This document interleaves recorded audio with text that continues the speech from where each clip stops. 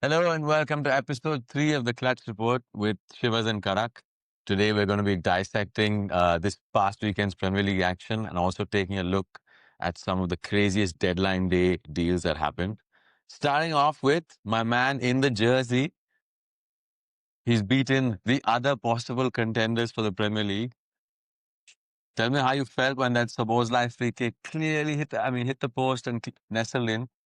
It's 3-3, Shivas, and what a free kick. Listen, Saboslai, 30 yards out, wearing the number 8 shirt.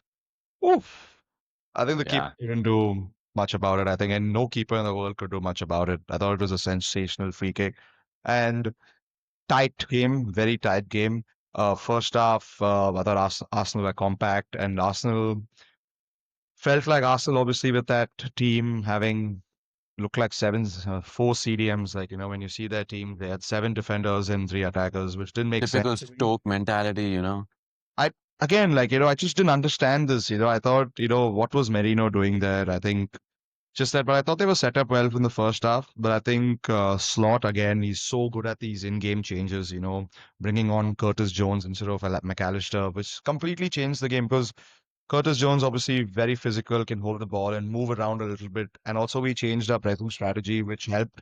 You could see that we're pressing in a lot further, which kind of made it easier for us to have the ball a lot more. And then you had Florian Wirtz doing what he used to do in Bundesliga, where just in those pockets and turning right, turning left, and finally showing why we paid that much amount of money for Yeah, it. I the thought signs were overall, there. I thought I would have taken a draw. I'd be honest with you. I thought overall the game was well balanced with respect to how both the teams set out. But just what a free kick! I think if that game needed a goal, that was the only goal I thought which would it was a wowza. Like I was running around the house celebrating, and I had my Ganguly Lords moment where I was celebrating. Yeah, some free kick. My dad, who's not an avid football watcher, messaged me, "What a free kick!" That's when you know, like someone who doesn't watch football is blown away. You won't believe it, Shiv. Even my dad gave me a call. He's like, Rohit, why are you shouting so much? And I was like, Dad, Liverpool scored. He's like, we know, but the entire building woke up because of you. Just imagine what I was doing because, it was the 83rd minute also, and just thought, what a fucking free kick, man. What a Yeah, fucking free kick. I'll also give props to Sabos, like playing that right back role also, like, he Mhm. did really well. And just, like even Kirkes on the left side, just Kirkes just kept winning tackles throughout the game, even though Madueke looked like he was doing something, but Kirk was just all over it. And it was very nice to watch Kirkes also defend in a very different manner because he was jockeying, and then boom. So yeah, it was very tactical also with respect to how Kirkes was defending. And also, man, what is that Van Dijk performance? I don't know, no one's gonna talk about it, but Rolls Royce of a defender. Like there was there was a point where in the 90th minute they got a free kick. It was on the left hand side of the box. The free kick goes on the right hand side with four Arsenal players, and weirdly, all of the Arsenal players are tall. It's unreal. And now I know why Arteta likes to have that Stoke mentality. Van Dijk just comes in with his beautiful aura, just jumps and wins the header. And he's been doing this for how long? But this season, all the three games we have watched, Van Dijk, what a player! Like I know you've been saying that Van Dijk might be regressing a little bit, but that yeah. performance. I mean, big match, big moments. He came out to play. I still think in the Bournemouth game, he had a bit of an issue whether he didn't commit to Semenyo, but like in a game when you're competing against Arsenal, the potential contenders for the title, he showed up and how. But like you said, the other one I want to talk about was Szoboszlai. I mean, he's playing right back now for you guys. Start of the season, I remember asking what your starting midfield is, and you said Gravenberch, McAllister, Words. I'm kind of worried about where does Szoboszlai fit in that team, and like he's trying to show you guys that he's going to fight for that place. You know what I mean? Yeah, absolutely. But I think also another thing I realized that Bradley also is just getting up to speed with his injury. But then just look at what Sabosla is doing. That's like we have backup in midfield and the right back position with the performance. He's just churning out. Even the Newcastle game, for example, we can also touch on that. What a winner by the 16-year-old Negumoha. Uh-huh. What a winner. And I was at Leeds watching that game in a bar with United fans, Newcastle fans. You would not believe it. They were all celebrating when they obviously equalized 2-2. And then when Rio scored that goal, there were five Liverpool fans. I went running to them and we had like a hug for like A five moment. minutes. Oh, and dude, it was just again going back to that game. Also, it was such a But tough start to the were you season. louder when Szoboszlai scored, or were you louder when the young 16-year-old scored? I would say when the 16-year-old scored because I was down 8 beers. Makes sense. Fair enough. No, but then just beating Arsenal just gives me so much joy, because as you know, I can't believe they're set up like that. I can't believe Eze didn't come on earlier, or Eze didn't start. And just that midfield, like Zubi, Rice, and Moreno. And again, Martinelli, we've discussed this so many times, and Martinelli, again, you can't have him for his work rate. So at the end of the day, I would have taken a draw, but then a win is just beautiful. And Yeah. top of the No, I mean table, it with Arsenal, you just know this is the Arteta mentality. They play, they're sitting back deep. They came for a draw. I understand going to Anfield is not easy for any team. So going for the draw, if you're trying to win the title, you need to have some sort of cojones, you know what I mean? Just go at it. I agree, because in the first half, after that first half, if I go back into the dressing room, I thought Arteta would have been like, let's attack. Because the Yeah. win is there for the taking. Because you could see how vulnerable we were in the first half. We had like zero shots on target. We went like three times into their box, whereas they came in like around 13 to 15 times. So I was under the impression, okay, he's going to get an essay there. He's going to get the creative guys in. He's going to Yeah. attack more. But it was just the complete opposite. And I think it took too long to get in Odegaard and Eze to influence the game. But I think we were just on top, and it was great. It was a great watch. And it was a very, how do I put it to you, a very tactical watch also. And at the end of the day, top of the table, 9 points, 3-3. And guess Yeah. who we've got now? We've got Isak. Ah, Jesus. Yeah, you got one out of the two deals over the line. And we're gonna touch on the other deal in the later segment because I got to bring you back down to earth because Liverpool fans are just flying right now. I need some little bit something to bring you guys back down. But yeah, Dada, I mean, you guys are flying. I mean, definitely hot favorites for the title this year. Arsenal in 3 games. I mean, they did well against Leeds, but honestly, should not have got a win against United. Didn't win at Anfield. I don't see them, really taking you all the way. yeah, I think hopefully we win the league, win the Champions League, win the other two cups, and the All right. quadruple Take it prediction easy. All comes right. true. Press the brakes, my friend. Press the brakes. It's been 3 games. Let's take it easy. Okay. Yeah. But then I think let's go on to the United Burnley game, and I know Yes. Shivas. Uh, Mid-table madness, baby. Oh, relief, man. Relief. It was on my birthday. All I wanted was 3 points. And thankfully, Bruno Fernandes was able to slot that penalty in. I think overall, looking at the whole game, we definitely deserved to win. And Mbeumo came to the party. He's looking really, really good. I think we should have closed that game off in the first half, to be honest. We had a whole bunch of chances, but just the same old problem, can't hit the net and concede such silly goals. My God, it's like pinball from a set piece, and you're just like, we've done so well to just get the lead, and you throw it away. But at the end of the day, 3 points is what matters, and we eventually got there. I'm just worried now. Cunha went off with a little bit of a hamstring injury. Mount went off. Both looking good so far this season. I hope this international break has come at the right time in that sense that they can recover. But what did you think of the game? nah, great game. Well deserved victory for United. Should have closed the game out by the 50th minute. So many chances. And, Cunha going off, obviously, my FPL captain got me 1 point, but he was, again, started off brilliantly. And Mbuemo doing Mbuemo things there. He was sharp, so many shots on target. Just that first touch, running behind. He's just there everywhere, I thought. And rightly so, scored a beautiful goal, his first goal for United. So happy days for United. Obviously, now you've got a new keeper. How do you feel about that, Mr. Shivers? Good, man. I feel like any keeper you get is an upgrade on what we have, man. Every game there's some issue. I mean, It's just Arsenal game, some random game that happened midweek last week. I'm just trying to erase that from my memory. But every game there's a goalkeeper error, and it's just not good for the entire side. You want confidence. You want your defenders to have some level of confidence that, okay, someone is there to take care of us. Onana and Burnley are just not it. So hopefully this new kid, I mean, I've not seen much of him, to be honest. But from what I've read and the few clips I've seen, it seems like he's better off set pieces, better off like, claiming his box, and he's a good shot stopper, which is all we want right now. Just do the basics, you know what I mean? Onana was supposed to be the player who could play out the back, and I don't give a shit anymore about any of that. Just play the simple pass and stop the ball from going in the net. That's all I want. That's your job. Do that. No, man, I agree. I think I've also seen a couple of his clips, but I've seen clips where he's just like Onana, so I'm hoping he does a lot better than what. Yeah. I And mean, your it just fingers feels like crossed an keep well upgrade. I think beforehand. the other good thing for us is Menu is staying now.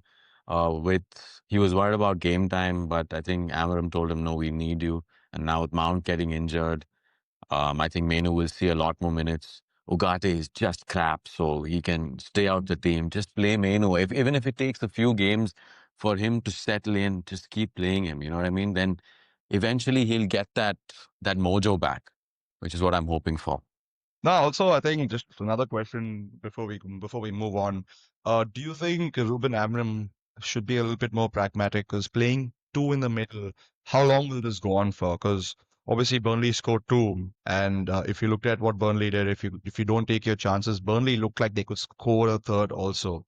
So just purely going by tactics, do you think Ruben Amram should just go back into the drawing board just to like be like, hey, listen, let's change it up a little bit because we've seen what's happening with United when he came on until now. But that's the only thing which worries me. I think his midfield. You can't have two guys playing midfield in the Premier League. I don't think he's going to change the system. He's said that 5,000 times. He's struggled to find that midfield combination. We didn't get Baliba over the line. Out of the lot, I think Ugarte has just not worked out so far. It's just like his brain, there's something, the wires are not, in the right places. Like he can get the ball back and then he'll make the most stupid decision. I think Menu works. He's gone back to Casemiro and Bruno Fernandes. That's the tried and tested one. Off the lot, that seems to be the one that works the best.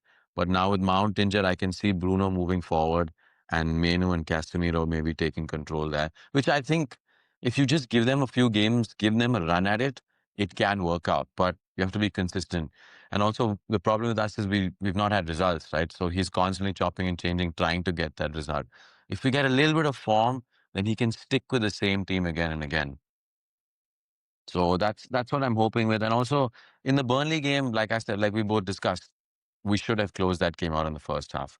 I think the first goal comes from just Darlow and Delit lost a bit of communication between. No one went out to the man, and then he had a free ball, a free chance to cross the ball, and then both of them were confused. Who's taking the man in the middle and who's going for the one who's crossing? There was only one man there.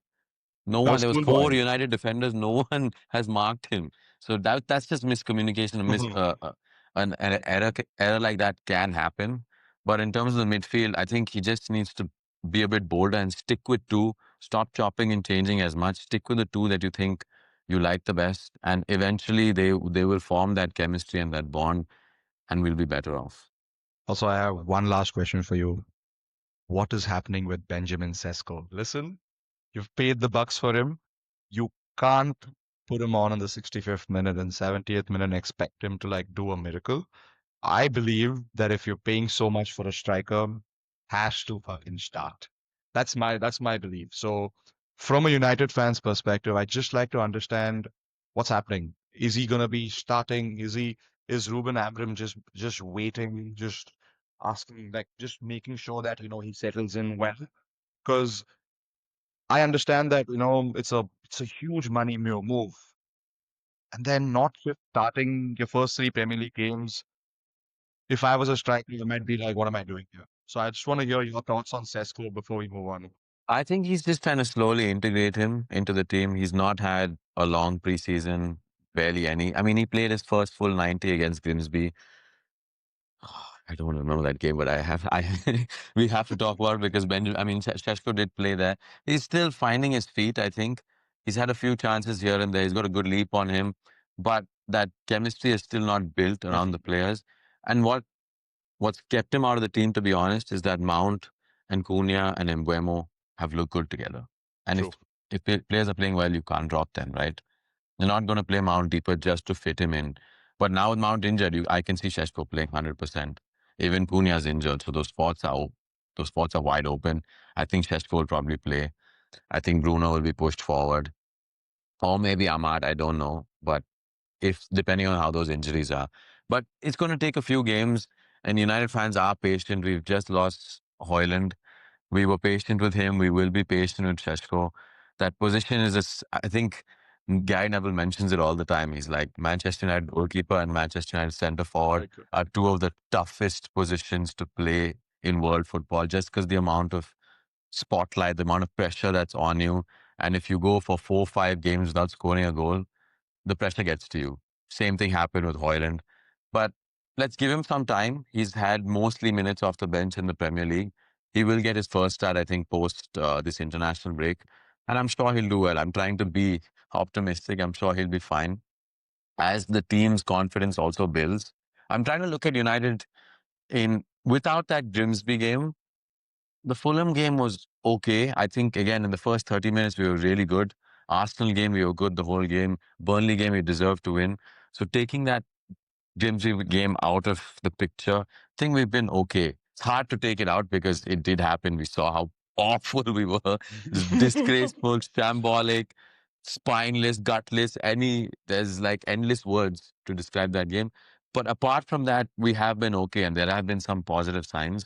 So I'm hoping we can continue in that vein. And with more confidence, more goals will come, and the goals will come for Sheshko as well. And I just want to let you know that next after the international break, you guys play your neighbors. It's Manchester City. So, Yeah, a oh, team we are above in the table, by the way. oh yeah, I know. And we're gonna go straight in to Man City, losing to Brighton 2-1. What game? I watched it live. It was beautiful. Brighton were good. City missed their opportunities in the first half. It was really Haaland. Haaland had three chances, missed two, scored one. And after that, in the second half, City created nothing, like absolutely nothing. And here, Brighton's manager made four changes in the 60th minute, got the ball rolling. And you have Gruda from Stuttgart. They bought him last season. Hmm. A youngster there, hardly got any opportunities, but what a classy finish. Cutting Trafford, taking, I think, John Stones to the cleaners and just scoring that. And Empty net, that's yeah. what a beautiful goal. And just the celebrations after that, just a phenomenal game. And I was celebrating that too in my house because I enjoyed that. Yeah, so I was just saying, City, I don't know, they don't look that great. Defensively, not so good. They got Nunez instead of Rico for this game. And I thought, just like the conversations we've always had, Oscar Boyd playing in, you can't see Foden anywhere. Where is Mr. Foden? If this was Rashford, if this was any other player, he'd be crucified Crucified. anywhere else. 100%, bro.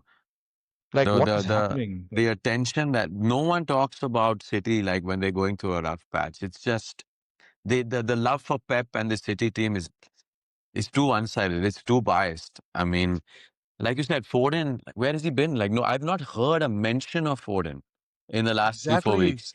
Where is he? But City, I think, like we discussed in our Premier League preview, is the spine of that team has changed, right? So to replace from Edison to KDB. I mean, Rodri's come back now, but like even going back, David Silva, Aguero, over the last few years, they've lost the entire spine of that team. Gundogan is also now gone to Galatasaray. So I think it's going to take them time to find that sort of chemistry again. They're probably being trained. All these new signings have to be ingrained into the Pep Guardiola way, which is taking some time. So it kind of reminds me of Pep's first season when he came back, when he came to the Prem, trying to figure things out. Now whether he's gonna play Donnarumma or continue with Trafford, I'm not sure. So lots to figure out for Man City, and it's probably a good time for United to play them. I mean, we'll be up for it, and I see us beating them, to be honest. Also, let's touching on Pep Guardiola. You know who his assistant manager is? Who's his assistant? Who's his assistant? Pep Linders, who used to be with Klopp. So it's Klopp's mega plan to get Pep Guardiola Oh, down.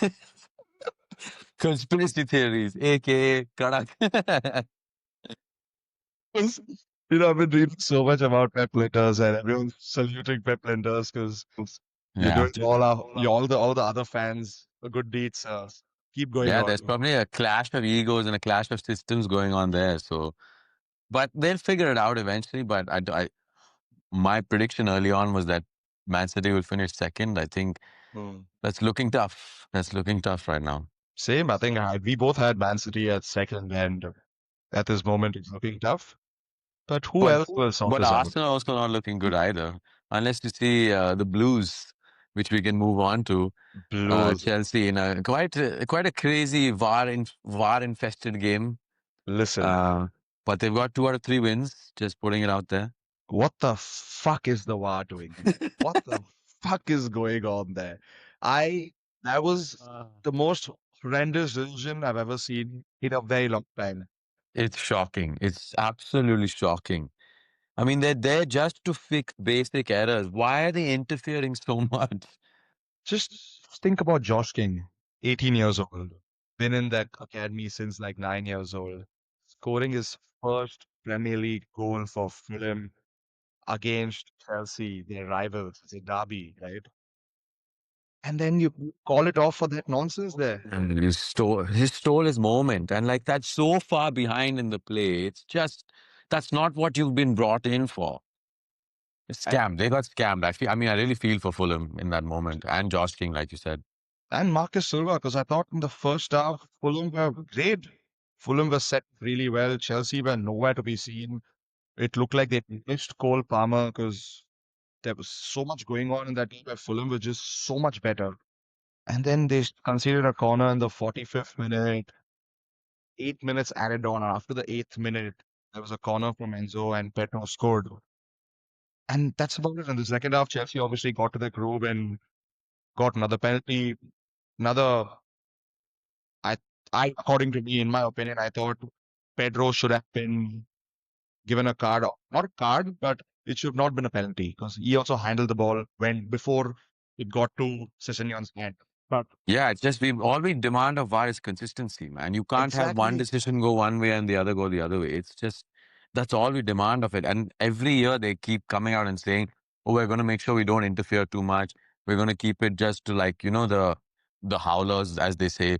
But they keep into every game has 3, 4 massive stoppages. Every game is going to 100 minutes now. man, I'm fuming inside because it should be about the bloody football, right? I Yeah, want to talk about Chelsea versus Fulham. I don't want to bloody talk about the talk VAR. about VAR. Yeah, exactly. It is so bad, and a lot of players have come up. I think Antoine Robinson had come out on his Instagram and he mentioned that this has been going on far too long. And Howard Webb has to come out and say, listen, explain, because we can't keep sending in memos saying, I'm sorry, the ref fucked up. 'Cause how much more longer? We're all avid football fans who just want to watch bloody football. We don't want to go see refs do schoolboy errors like this and spoil it, right? It's sorry, man, I'm just fuming right now. I was watching it live and I was like, what the hell is this? It's infuriating. I mean, if it happened to us, then we're not Fulham fans, but we'd be throwing shit at the TV. You know what I mean? Yeah, man, No, absolutely, it man. really needs to fix up. For me, like when it first came in, it's like, okay, fix offsides, fix red cards, and fix like penalty decisions that are not Mm. given. That's all it was for me. Why is there so much else going on now?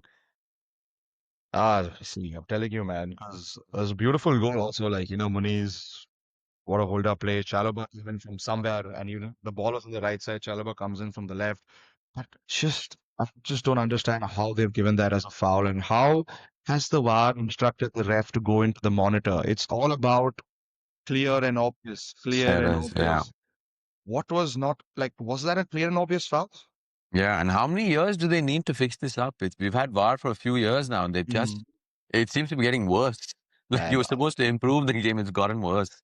it's gotten worse. And about time they've got the semi-automated offsides. Yeah. Thank you for that. At Yeah. least Thank now God. we don't have to wait for 9 hours for them to draw a line and Draw figure out if it's line. offside and onside. That line shit was, they genuinely looked like they were doing that on paint or something. No, I thought they were a nine standard doing a school Yeah. project. It looked like that. It looked It like genuinely was so amateurish. now, but again, I know Chelsea 2-0, 7 points in 3 games, Yeah. second in the table. Good I start for think Chelsea. two Liverpool, Chelsea, and there's one other team that's unbeaten so far. I'm forgetting who. I'll figure it out. I've forgotten. But yeah, I mean, they've looked okay. I don't think they've. I think the Palace game they were quite fortunate. This game they were quite fortunate, but they've got the points on the board and they will be up there. But they haven't really impressed me like a Liverpool has impressed me. You know what I mean? You guys are still levels above the pack. But Chelsea are there. I mean, they've got their points. Pedro Neto has looked decent. Caicedo, of course, consistent. João Pedro looks like a good signing. Great signing. And can we talk about how they held Nicholas Jackson hostage? Ah, man. Just imagine Nicholas Jackson is on the way to Munich. He signed everything. No, we don't. We want you back. Come back. Come back, He's come come. back. Because Dilat is out for 3 or 4 weeks. We need you for those. Sorry. And then imagine this. They have the audacity to go speak to Bayern, got the fee increased by 2-3 million. They're like, Jackson, you can go now. Like, what the hell is going on? No, just Chelsea, they just feels like they can do anything, bro. They don't give a shit. They'll do whatever they want. No, just from a financial point of view, that is a sensational deal because they've got a 55 million a buy obligation. Yeah. Plus they're getting like 16 million uh loan fee. Extra loan. Crazy. Only Chelsea can. Ridiculous. Just Chelsea thing. Yeah. And how did they get that valuation, man? It's just, how did they do this? Man, I don't know. Whatever. They I read scammed the us. stat. They scammed us for Garnacho. It's 40 million, and they have a $55 million pound valuation on Jackson. I don't know how they do this. But whoever's doing it, I think he's doing a phenomenal job. They've sold around in the last 3 seasons around 750 million worth of players they've sold. So I was like, Yeah. wow, impressive. They're used to making Arsenal their Pappu, but now like they've made us also Pappu, bro. It's ridiculous. But also, congratulations, Shiv. Garnacho is gone. Oh, thank God. Garnacho is gone. Rashi I'm sad about, but Anthony is gone. It's like, get these guys, and it happened. It got Malasia is still in our club, by the way. Tyrell Malasia. Oh, he's still there. Lovely. Yeah. We couldn't find a buyer for him. You know, trivia for you. You know which other player couldn't find a buyer? Give me a Not hint. Give from me a hint. United. He's not from United. We've spoken about him. Raheem. Young Raheem. Finally, the Finally, pass in the parcel merry-go-round has come to an end. it's over. And Chelsea, and he's the highest paid player in the club at the moment. Oh my God. Yeah, good. Something they need to be scammed off of. Now, when I saw young team not move, I was like, wow, the world is healing. He's finally not moving. A little bit. Some karma for Chelsea for But how they've scammed all of us. then let's go in right into transfer deadline. What a beautiful end to the transfer window. For you. Isak, Also, yeah. Isak coming in. What a signing. Broke the British record. 125 million. Let's bloody go. I mean, it's crazy from last year where you all spent nothing to this year worth 115, 120, Isak 115, 120, Kirkes, Frimpong. Like, Jesus, that's a window and a half, my friend. How can you It's a forget about statement. Ekitike? ITTK, yes, sorry, my God. It's just, I forget, there's so many players, bro. Like, you're gonna spend what, 400 million, and it's just like you're laying down a marker. Like, we are here to stay. We're going to dominate, which is what it should be. I guess you're trying to go for a run that City kind of went for. I'm praying to God it does not happen. Because while I never wanted City to win either, but Liverpool, if you all go up to winning 23, 24 Premier Leagues, we're going to be It'll be crying tough. every season. It'll be tough, but great stuff from Liverpool. I think Slot, Richard Hugh, Michael Edwards. Want to clap Yeah. for that, sensational transfer window. Obviously, we can talk about the Gehi incident. If Gehi came on, that would have been a 11 out of 10 though. Yeah, and I think even Unfortunately, there, everything got over the line, right? And pretty much, and just I think Palace didn't get Igor over the line, and they said, "Sorry, we can't let you go." and you won't believe it, Gehi's thank you video got leaked. So everything was set. Medical done, pictures done, jersey done, and then pants, man. See again, I think Glasner was like, if you sell him, I'll leave.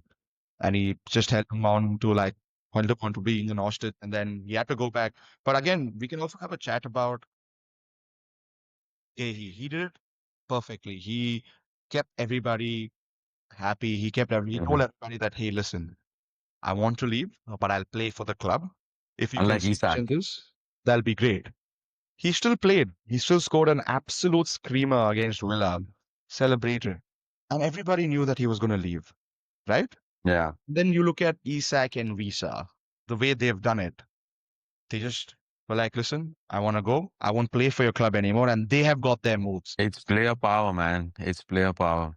And it shouldn't go that way, right? I think, if you look at it, I feel bad for Gehi. I feel so bad for Gehi, but it just sets the wrong precedence that the only Absolutely. way a player can move is when he doesn't want to play for the team, which is sad, according to me. I totally agree. I mean, this shouldn't be, you are professionals, you are paid hundreds of thousands of pounds every week. You have to roll up and do your duty. I mean, like, and you have so many fans behind you. Like, you're doing a job for all of them. So yeah, I completely agree with you. The way Isak and Visa have pulled off this is should not be the precedent. Whether it is, it unfortunately feels like it will be the precedent. Um, but yeah, do you feel like the relationship between Gehi and Glasner will deteriorate, and do you feel like that will affect Palace's pretty great start to the season so far? One thing is for sure that I think Gehi is a professional. And you could see that the way he's just made sure, he's always forever with Palace. He's always made that image that, listen, I'm going to captain this team. I'll be that captain for you till I'm a Palace player. And I think it's going to remain the same. He's an esteemed professional. He's going to go in, play in. But also, we know what's going to happen in January, right? Liverpool's going to pay 20 million and get him. So just hoping no increase for Liverpool. Has he only got 1 year left on his contract? Yes. So in Jan, it goes into the free agent market. So we don't mind paying that 15 million and we get all the four trophies with Gehi. Yeah, fair enough. I mean, you guys have had a great window already, and you all signed a centre back. I forget Leone. Leone. So I think you'll still be okay. Like I said, you all will win the league by outscoring people, and he can be someone for next year. Hopefully, it doesn't work out for you, but He's also 25 years old, Shiv. I yeah, thought he's he was got age on his 29. side. I thought he was 29, and then I was like, wait, he's just 25 years old. Long career ahead as a centre back. But what a window for Liverpool, 10 on 10. And then let's move on to United. A keeper finally.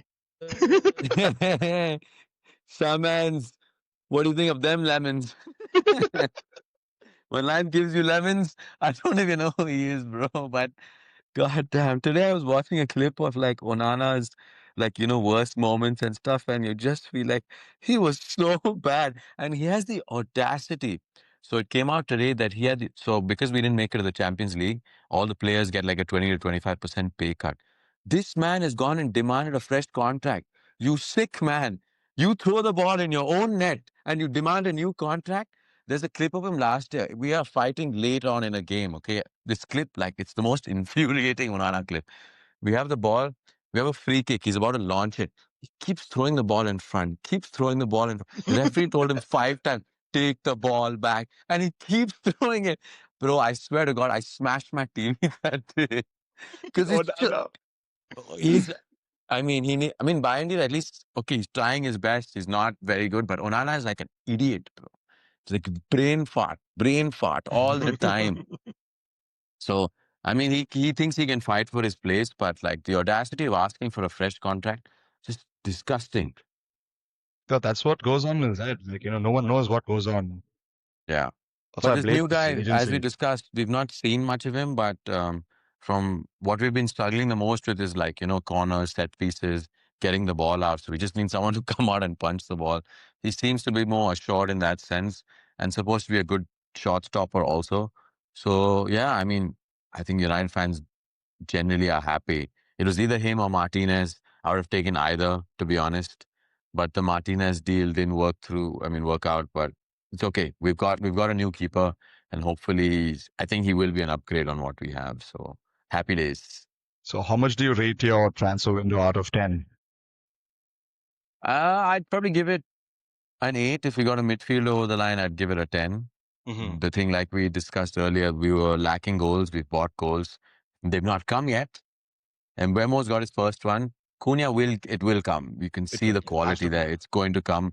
Sheshko, a little bit more of a question mark, but with more confidence, with more wins under our belt, I'm sure the goals will come for Sheshko as well. It's just that midfield, like we discussed earlier, like if Baliba came through, that's a 10 on 10 window. But we've addressed a lot of issues. You're never going to fix everything in one transfer window, but a good one. I'm a good one that I'm happy with, and let's just get some momentum going, you know? And also Well, the yes. exits were important. Garnacho's gone, Rashford's gone, Sancho's gone, Anthony's gone. All the so-called bad apples under Ruben Amorim have left the building.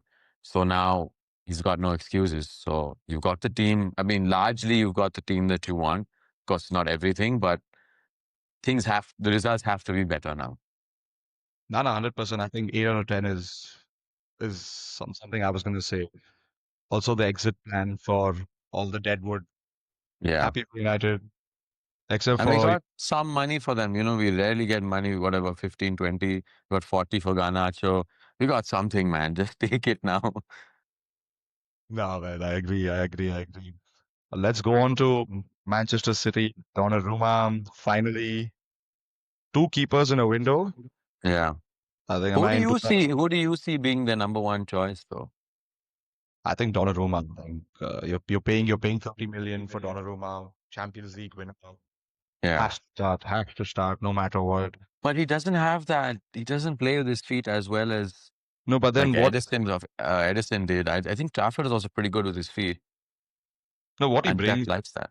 what Mm. Donnarumma brings is the experience. Yeah, like I think more than anything else, I think if you saw the Spurs game, Trafford was all over the place. Win against Brighton, I think Trafford was great, made some great saves. But I think Donnarumma all the way because Champions League winner plays for Italy. You need someone like that in that City squad at the moment. And we spoke about leaders for in that City squad, and I think he's gonna come in, and it's gonna be it's good. It's a great signing. I must say, it's a great signing, and they sold Edison. Also, so happy for them. But again, overall, with respect to City's window, I just thought it could be a little better.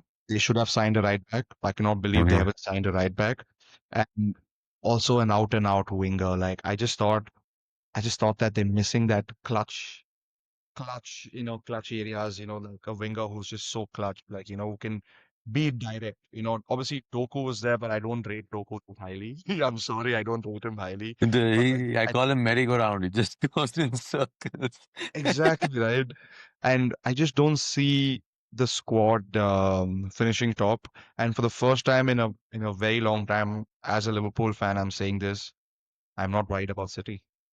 Yeah. No, I mean, to be honest, as I think this is something United fans and Liverpool fans have in common, the hate for City and Arsenal at the same time.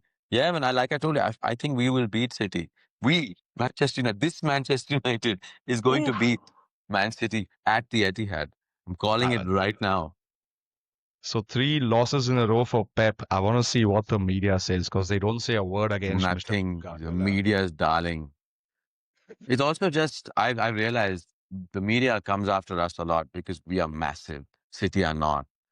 That's the difference. We are a massive football club. City are a bunch of let's I'm gonna not use certain words, but you know what I was about to say.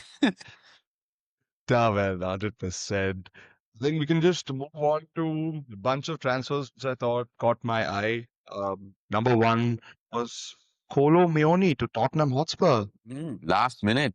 And even Simmons happened last minute essentially.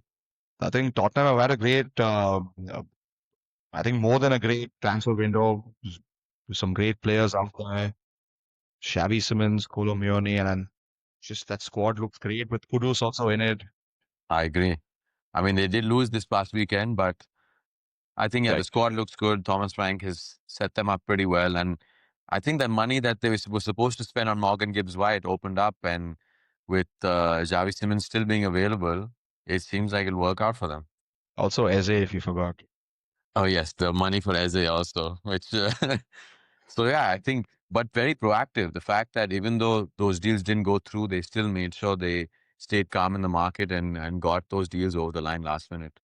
Colomwani a bit left field in terms of they've got Solanke, they've got Richarlison, they've got Odobert, they've got who else am I missing? They've got Kulusevski, but he plays all around the And park. they've got Attell also. So they've got five Oh, Matis strikers. Tell. They've Yeah, got they've got five strikers now. no, they're stacked. I think they're also playing the Champions League because they beat United in the Europa League final. So I think No, he's no, done no well. need, no need. There was no need to bring that up. There's no need at all. But yeah, But I think anyway, overall, great transfer window for Spurs too. I think another player which caught my eye was Harvey Elliott to Aston Villa. I just read the news now, and he's got the number 9, and it's a 35 million. It's a loan deal, but if he plays more than 10 games, there's a buy obligation. obligation of 35 million. Obviously, Liverpool smart fuckers have obviously done a buyback clause. So whatever the diamond does, if he does really well, I think Liverpool will always have a say if they can buy him back. Yeah. And it's not a goodbye for now. It's I'll see you later. So I'm We'll excited see. for. Hopefully with Sancho, it's please take him and keep him. No, 100%. See, I watched the Villa versus Palace game in the weekend, and I'm telling you, this Villa were atrocious. I Yeah. think that They've had they an were just. awful start to the season. And just that, and I think I feel bad for Emery. They had Rashford, they had Asensio last year, but then you can just see that this team needs wingers. Like everything went through the middle. It just felt like Villa had no answers to Palace's beautiful setup, and Palace were Yeah. just steamrolling them. And Outstanding. Yeah. 3-0 to Palace at home. Fans were leaving in the 75th minute. Not a good start for Emery, but I hope Elliott and Sancho do their thing. And at least, it's a loan deal. It's good for both clubs. And you don't want Sancho, obviously, in your club. So Yeah. I think Emery needs. I'm honestly surprised Emery goes for someone like Sancho. Just knowing the track record that he's had and just his attitude. I feel like Emery likes players with a decent attitude. I'm quite surprised, and I don't see him succeeding there. He will No, not because he's a rat. But yeah, but I think he'll do well in that team. I just feel like they just need wingers, and I think Sancho fits that perfectly. You finally have a winger who's direct. Let's see how many games he plays. But that's another that's another transfer. Two transfers, I thought, yeah, which caught my eye. And I think one final was obviously we've spoken about Sorry Miss Jackson. Oh, that was one of the funniest like incidents, of this yeah, transfer window. love a I bit was of like, drama like that. I love a little drama like that. It always works out well. That's just Chelsea, man. Like, how they do this. They do this time and time again. I think I would potentially put them up as just I think one of the best transfer guys in the Premier League because they just know how to get value for their players. If you look at the number of players they've sold, you'd be shocked. And people went for 35, 30, and even this Nicholas Jackson deal, it's Yeah, I don't know how crazy. they do it, man, Chelsea. But before we wrap up, let's do the signing of the season that you think at the end of the season. Who you think is going to be the Mhm. signing, and who do you think is going to be the worst signing of the season? Ooh. So my signing of the season is Isak. obviously Isak. We're paying, we're going to be paying. No, as in you think he's going to be like, you think it's going to be the most successful, like it's going to work out. Like, who do you think is going to be the most successful signing in that sense? I would say Isak, but I think Isak is a no-brainer. I think everybody would say Isak. I'm excited for Eze also, excited for Worth. But my signing of the season personally is Isak. I think Isak in that squad I can't wait for him to score those beautiful goals he scored. And I think just the fluidity we'll have in attack, which is kind of missing in the first three games, even though we've scored so many goals, it's gonna be great. I'm gonna enjoy watching Mhm. this Liverpool team Yeah, for I many mean, if years. it's sticking with biases, I'm going to go with Mbeumo. He's shown me great signs so far. And I think with more confidence in the team, we're going to see a lot more from him. So Mbemo is going to be my pick for signing of the season. And in terms of a worst signing, who do you think is going to be? Bro, my worst signing is I've already picked it in the first episode. Victor Gyökeres. You're sticking with it. I'm sticking He with it. he scored a couple of goals against Leeds. You're still. I've seen enough. I have seen enough, sir. I've seen enough that it's him. It's him. There's no one else. I think he'll score a lot. I think he'll score against the lesser teams, but I don't think he's going to turn up in the big games. Is my opinion 100%. of Gyökeres. But mine, I'm going to stick again. Biased is I think Jadon Sancho will be the worst signing of the season. That man deserves to rot in hell. So I thought to say Garnacho, sir. What is this Sancho nah, it's hate okay, segment? man. Garnacho, like at least like he played for us, gave us some lovely moments. Sancho has just been a brat, like refusing to take a pay cut. We've tried to sell him off to so many clubs. He's like, no, I want all my money. Make sure United pay me. Shut up, bro. Just go and play football, bro. What's wrong with you? Get out. That fat fuck. Sancho, man, Sancho. But I haven't heard such a beautiful rant about Sancho in a while. Bro, Thanks, Rose. I appreciate it. it just there's steam coming out of my ears, for the last 2 years about that man. So much talent, but just useless and doesn't give a shit. Take him, please. Ruin your Like career. Like get out the door and let the door hit you. You know what I mean? Get out. I'm tired of this guy. Thankfully we got rid of all four of this. Rashford, okay, please. You did your bit, but the rest I don't have as much respect for. Nah, man, that's great. And Shivers, that brings the end of a beautiful episode. Next up, we'll be doing the US Open preview. I cannot wait for our predictions to Semi-final come right. preview. The semi-final preview, and I cannot wait for our predictions to come right because we had two players who everybody in the world had Yeah. to go to the final. But yeah, we can maybe do a little prediction, review our brackets, and we've also got the Asia Cup coming up starting this weekend. Maybe touch a little bit on that. But yeah, been a good Absolutely. episode, and you guys make sure to like, subscribe, share the podcast, follow us on Instagram, on YouTube, and yeah, that's us, episode 3. Let's go.